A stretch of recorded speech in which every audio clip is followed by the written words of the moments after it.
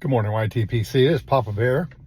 I'm in the mobile lounge, and the following video was posted on December the 2nd.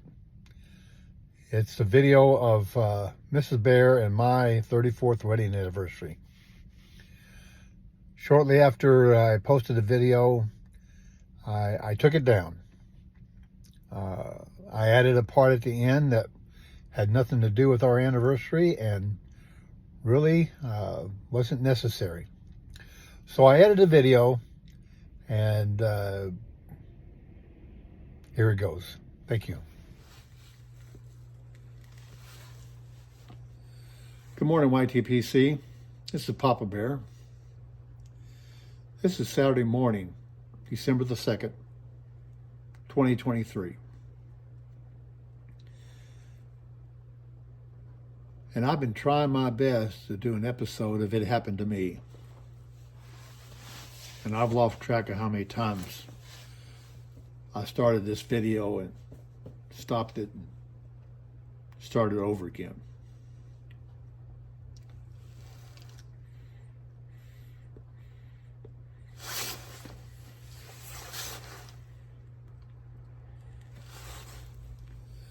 I've been trying to do this video so many times that if I don't get it right this time, I'm going to have to go get some more tobacco. Oh, by the way, smoking my Jack Ryan with early morning pipe. Well, this episode of It Happened to Me, excuse me, I'm gonna wet my whistle here, black coffee, is titled Finding Mrs. Bear. For you see, today, December the 2nd, 2023, is our 34th wedding anniversary.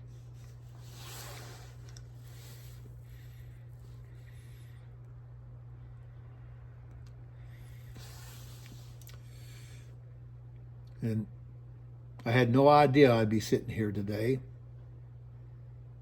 smoking a pipe, talking about being married to Mrs. Bear for 34 years. I never thought it would happen.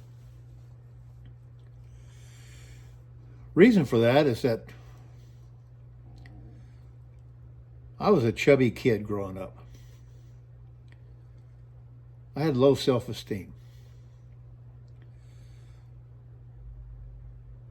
My brother was athletic and played football in junior high and high school and got a scholarship to play college and even got an invitation to go try out with the St. Louis Cardinals back when the Cardinals played in St. Louis.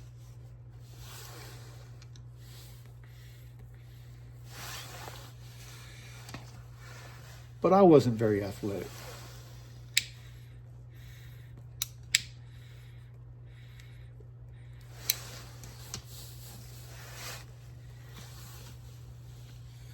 I shot target archery. And though I was really good, it's not very exciting. Matter of fact, my dad never came to watch me shoot at a tournament, although he never missed a game that my brother played football in.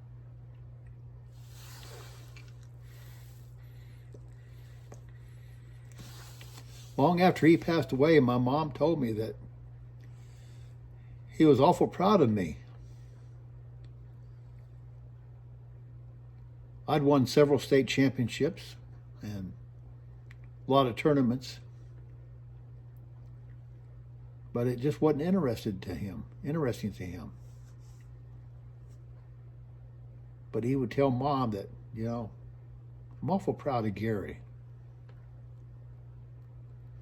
Well, anyway, I'll never forget the night that I received my Eagle rank in the Boy Scouts.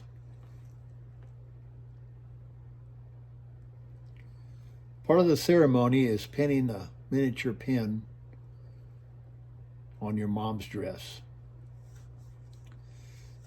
And I remember as I was pinning that little eagle pin on my mom's lapel of her blouse.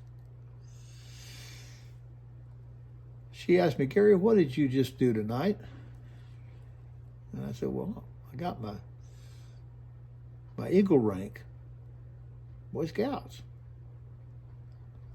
Looking at her like, what kind of question is that? She said, well, how many Boy Scouts do you think reached the rank of Eagle? I said, well, I don't know. And she said, well, I asked around and I found out that less than 5% of the Boy Scouts reach that rank of Eagle. So don't tell me you can't do anything. Well, I'll never forget that night. But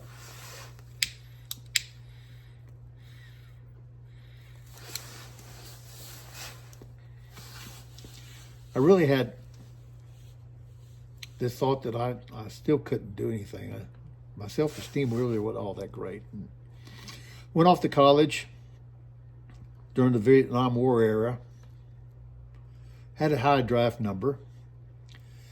And they probably wouldn't have taken me anyway because I was overweight and out of shape. But I spent 4 years of goofing off. Dropped out of college. Another failure in life, so to speak. Couldn't finish college.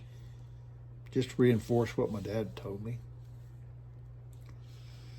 Took the civil service exam and got on the fire department. And it was on the fire department that I came to Christ. And my whole attitude about myself changed. But I was still overweight and smoking 2 packs of cigarettes a day. And still, self-esteem was still pretty low. I was afraid to ask a girl out. I thought that they would say no and get rejected, and I just couldn't handle that. So I didn't even really bother. Didn't even think that I could find anybody that would marry me or spend 34 years with me. Well, one day I was at a 10K race, watching a 10K race.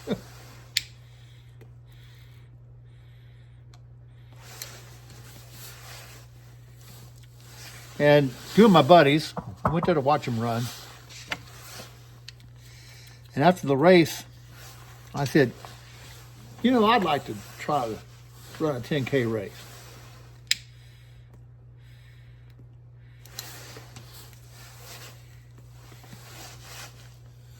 Well, they said, Gary, if you're serious about that, we'll help you. And I said, I am serious. So I went down to Acme Tent and Awning Company and got me a jogging suit. Started walking at night.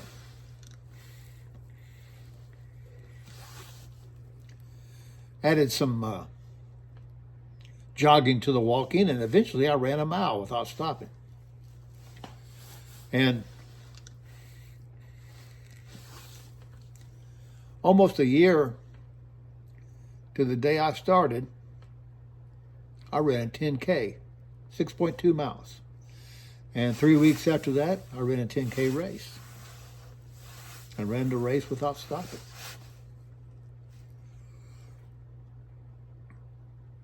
And over the course of that time,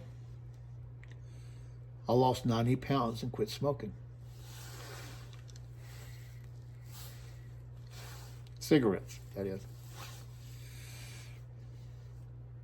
Well, I was on the fire department for about 8 years, and I left to work for a missionary organization that had Bible studies and discipleship training on college campuses and military bases. And the small town that I lived in,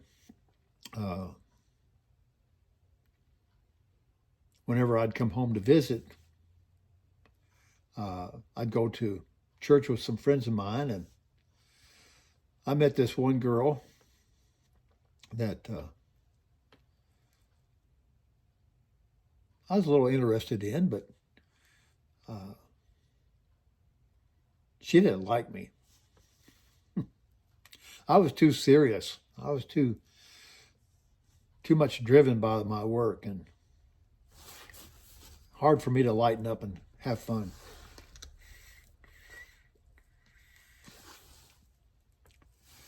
And it wasn't until one summer when I was home visiting my family and raising funds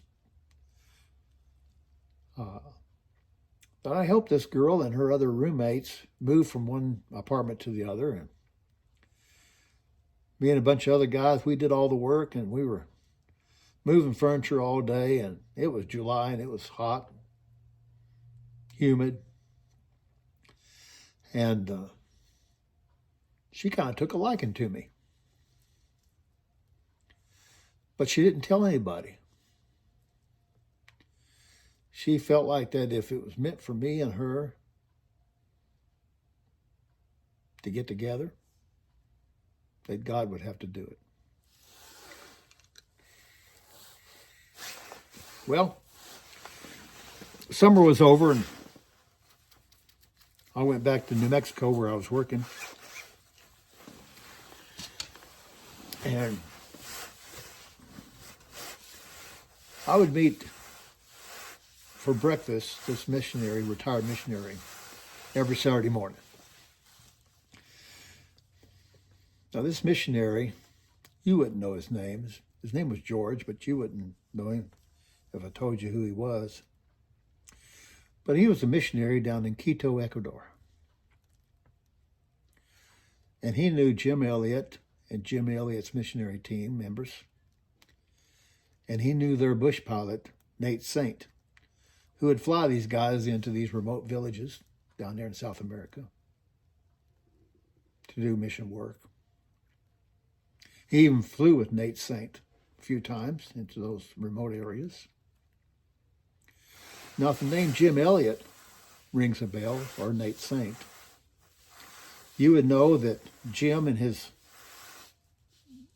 four-man team of missionaries and Nate Saint, their bush pilot, were martyred down in South America by the Yaqui Indians.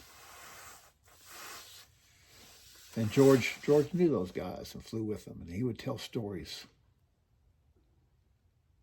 about flying into these remote areas and the work they were doing.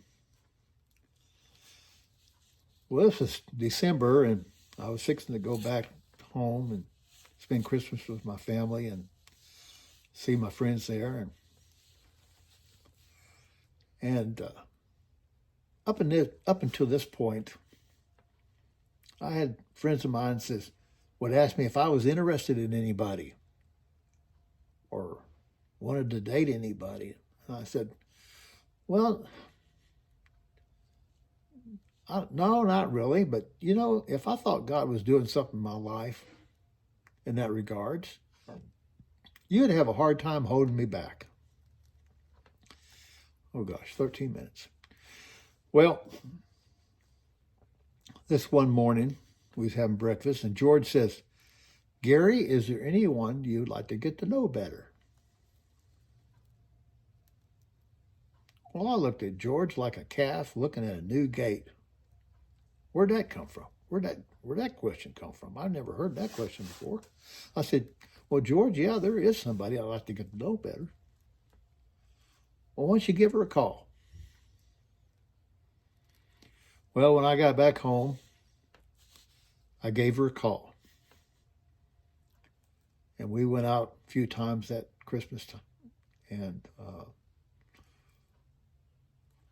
we agreed to exchange letters. I went back to New Mexico, and we started writing letters back and forth to each other. And one thing led to another, and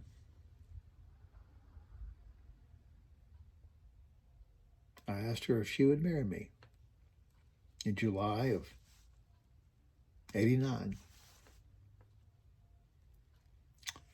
And she said yes. And on December the 2nd,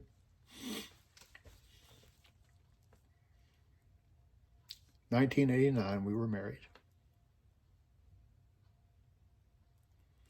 And you know the story about our first Christmas. And